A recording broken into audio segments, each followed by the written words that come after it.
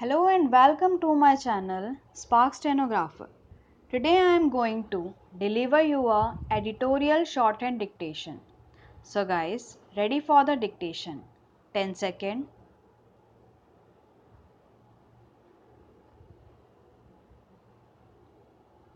5 second.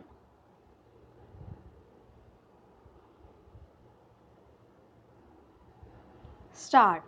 Industrial activity in the new financial year appears to have started on a healthier note than the trend witnessed in the last quarter for the previous fiscal, the government's latest quick estimates show.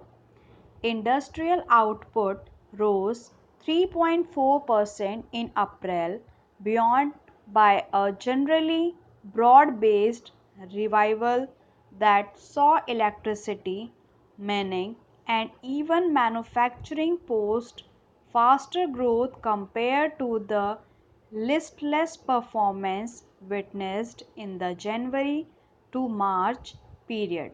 In fact, manufacturing output growth, which had declared sharply from the pace of 8.2% in October to a revised level of less than 0.1% in March, rebounded to a 4-month high of 2.8%.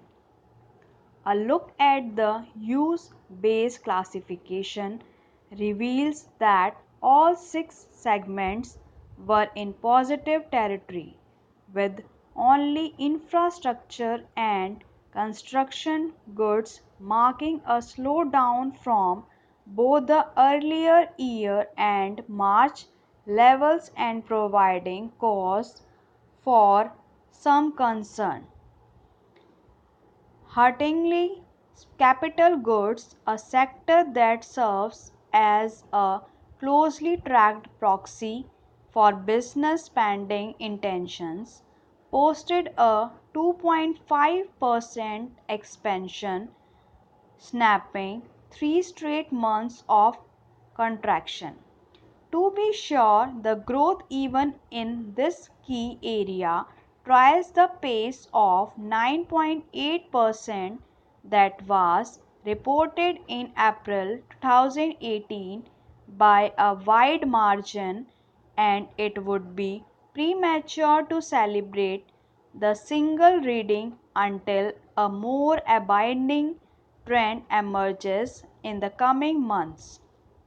It would be interesting to see what growth supportive policy measures Finance Minister Nirmala Sitharaman unveils in the newly elected government's and her own maiden budget. This week, other data released from the government was, however, less reassuring, revealing as it did an acceleration in retail inflation to a 7-month high.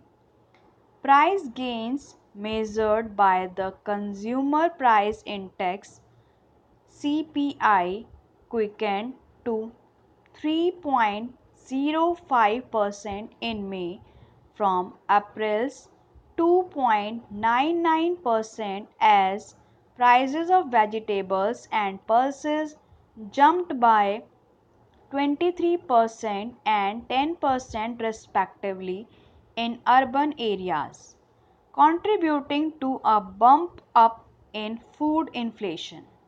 The Reserve Bank of India had last week flagged the risk to the inflation trajectory from factors including spikes in vegetable prices and international fuel prices, and marginally raised its CPI inflation projection for the fiscal first half to a 3% to 3.1% range. While the inflation reading remains below the RBI's inflation threshold of 4% policymakers would need to be keep a close watch on price trends, especially as global energy prices continue to remain volatile amid heightened geopolitical tensions in West Asia and uncertainty on the demand outlook owing to the ongoing China US trade spat. And while the monsoon is forecast to be normal this year, the actual rainfall and its spatial distribution will have a significant bearing on agriculture output and food prices.